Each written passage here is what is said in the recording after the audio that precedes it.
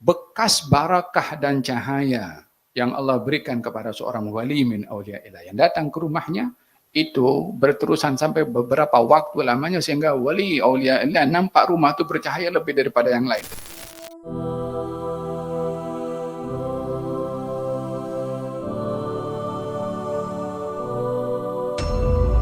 Jadi ketika membangun rumah, maka di situ ada adab-adab pada rumah yang mesti dijaga, yaitu meniru rumahnya Allah supaya diisi pada rumah itu ibadah kepada Allah Subhanahu wa taala.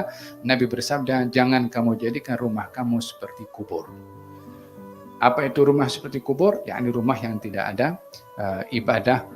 Al-baitul ladzi la yuqra fihi al-Qur'an kal baitil kharib.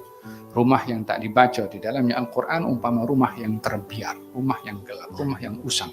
Wal baitul ladzi yuqra fihi al-Quran yatara'a li ahli as-sama' kama tatara'a an-nujum li ahli al-ard. Rumah yang dibaca di dalamnya Al-Quran akan nampak cahaya rumah itu oleh penduduk langit umpama nampaknya cahaya bintang oleh penduduk bumi. Kata pepatah mengatakan al-makanu bil makin. Tempat itu bergantung kepada siapa yang duduk di situ. Lebih-lebih lagi kalau yang duduk di situ orang-orang saleh. Atau rumah yang didatangi oleh orang saleh. Dalam satu riwayat diceritakan tentang seorang wali min auliyaillah pergi ke tanah haram untuk melakukan amal ibadah haji, balik daripada tanah haram nampak satu rumah lain daripada rumah-rumah yang lain. Maka dihampiri rumah itu. Ini rumah siapa? Rumah orang biasa. Siapa yang duduk? Siapa? Apa yang ada dalam rumah ini? Katanya orang-orang biasa semua. Apa yang pernah berlaku dalam rumah ini? Katanya tak ada. Hanya beberapa waktu yang lalu Muhammad bin Wasi' datang ke rumah ini. Yani seorang arif billah namanya Muhammad bin Wasi' datang ke rumah seseorang ini, bekas barakah dan cahaya yang Allah berikan kepada seorang wali min auliyaillah yang datang ke rumahnya itu berterusan sampai beberapa waktu lamanya sehingga wali auliyaillah nampak rumah itu bercahaya lebih daripada yang lain. Orang yang masuk ke rumahnya Muhammad bin Wasi' itu dah tak ada lagi dah. Tapi keberkatannya masih kekal sampai wali yang lain boleh tahu kalau itu adalah rumah yang ada barakah dan ada keistimewaannya karena disinggahi oleh seorang wali min auliyaillah. Dan memang digalakkan rumah-rumah kita ini kena mesti ada orang-orang baik datang ke rumah kita. Jemput orang-orang yang baik. Kalau seorang sahabat Nabi bernama Edban bin Malik, dia baru ingin menjadikan rumahnya itu bertambah barakah. Katanya, ya Rasulullah, boleh engkau datang ke rumah aku untuk aku jadikan satu tempat engkau sholat di situ untuk aku jadikan itu musalla.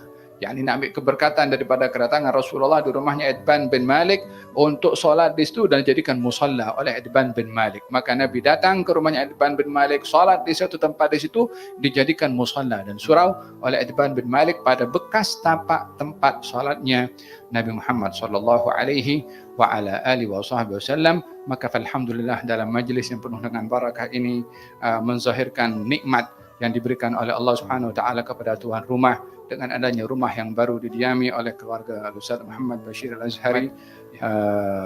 Mohon maaf atas kelewatan datang, kemudian banyak bercakap, sebetulnya ingin mendengar apa yang disampaikan oleh Syekh Abu Bakar, tetapi ini membabil farah dengan saya punya sahabat, kawan rapat saya Syekh Ustaz Muhammad Bashir,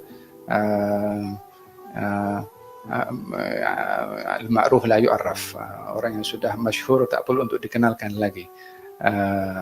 Jadi jazahullah khairal katsira atas apa yang dilakukan oleh beliau. Semoga diberi barakah rumah ini insyaallah, termasuk rumah yang nampak cahayanya oleh penduduk langit umpama nampaknya cahaya bintang oleh penduduk bumi. Sentiasa rumah ini imarah dengan zikir, imarah dengan ilmu, imarah dengan salawat kepada Nabi, imarah dengan Quran, imarah dengan orang-orang yang baik insyaallah.